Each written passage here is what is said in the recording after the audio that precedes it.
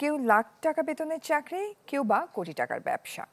এমন জীবন তুচ্ছ করে জুলাই বিপ্লবে দূর প্রবাসী থেকেও অনন্য অবদান রাখেন রেমিটেন্স যোদ্ধারা। ভিন দেশের আইন ভেঙে আন্দোলন করে বন্দী হন 2 শতাধিক প্রবাসী, যাদের অনেকেই দেশে ফিরেছেন, কিন্তু অনিশ্চয়তায় কাটছে দিন। সম্রাট হোসেনের রিপোর্ট, ছবি তুলেছেন মেহেদি মিরাজ। ইলেকট্রা এয়ার কন্ডিশনার কম বিদ্যুৎ খরচে দেবে অধিক শীতলতা, আর সেভিংসও হয়ে যাবে তাই।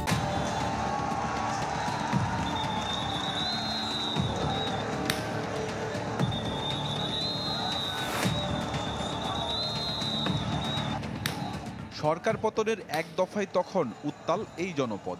রক্তের নদী পেরিয়ে প্রতিবাদ প্রতিরোধের ঢেউ উঠেছে সবখানে। তারই রেশ ছড়িয়ে পড়ে হাজার মাইল দূরের আরব আমিরাতেও। জুলাই অভ্যুত্থানের সেই দিনগুলোতে সংহতি জানাতে 19 জুলাই বিক্ষোভের ডাক দিয়ে দুবাইয়ের পথে নামেন শতাধিক বাংলাদেশি। সে ঘটনার প্রেক্ষিতে পরদিনই গ্রেপ্তার হন 57 জন। তাদেরই একজন মানিকগঞ্জের আরিফ।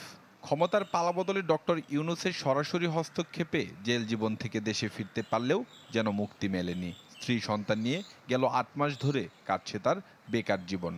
আসিফ নজরুল স্যার যাচ্ছে প্রবাসী কল্যাণ মন্ত্রণালয়, তিনি বারবার প্রতিটা প্রোগ্রামে বারবার বলেছে যে ওনাদের ঋণ আমরা শোধ করতে পারবো না, ওনারা এই করেছে সেই করেছে। কিন্তু দুর্ভাগ্যজনক হলো সত্য, আজকে 10 মাস হয়ে যায়, আমরা কিন্তু ওইরকম কিছু পাইনি। একবার সম্ভবত 50,000 টাকা ওয়েজানার্স কল্যাণ বোর্ড আমাদের দিয়েছে।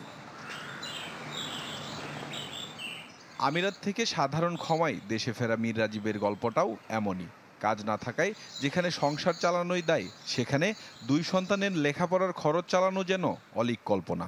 সচ্ছলতা যেহেতু নাই, সে যখন বলে সন্তানরা যে আব্বু এটা লাগবে, যে হ্যাঁ বাবা, তখন দেখা যাচ্ছে যেভাবে একটা সান্ত্বনা দেওয়া লাগে আমাকে, ভিতরে আসলে চাপাটা এরকম একটা কষ্ট আছে।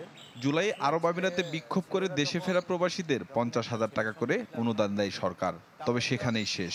এরপর না মিলেছে দেশে কিংবা প্রবাসে কাজের সুযোগ, না হয়েছে অন্য কোনো পথে পুনর্বাসন। আসিফ নজরুল স্যারের কাছে অনেকবার গেছি, যাওয়ার পরে তারা তো গেলে মনে হয় জানটা দিয়ে দিবে। কুকুর যেমন করে একটা মনিবের পিছন করে হাঁটে, ঠিক আমরা সেভাবে তাদের পিছনে দাঁড়িয়ে দাঁড়িয়ে হেঁটেছি। আসলে কোনো কিছুই ফলপ্রসূ আমরা পাই নাই। কিভাবে সরকারকে অনুরোধ করব। বিষয়টি নিয়ে কথা হয় এই অভিবাসন বিশেষজ্ঞের সাথে। তার মতে, যে রেমিটেন্স যোদ্ধারা জুলাইয়ে অবদান রেখেছিলেন এই গণ অভ্যুত্থানে, তাদেরই এখন এড়িয়ে যাচ্ছে সরকার।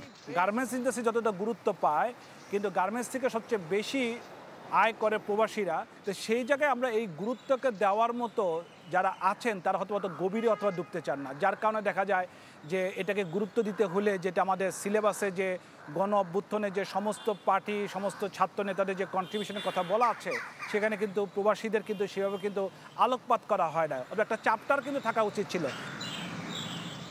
জুলাই সংযুক্ত আরব আমিরাতে বিক্ষোভে অংশ নিয়ে সব মিলিয়ে কাজ হারিয়ে দেশে ফিরেছেন 200 প্রবাসী। নিদারুণ সংকটই এখন তাদের প্রাত্যহিক দিনলিপি। সম্রাট হোসেন, চ্যানেল 24, ঢাকা।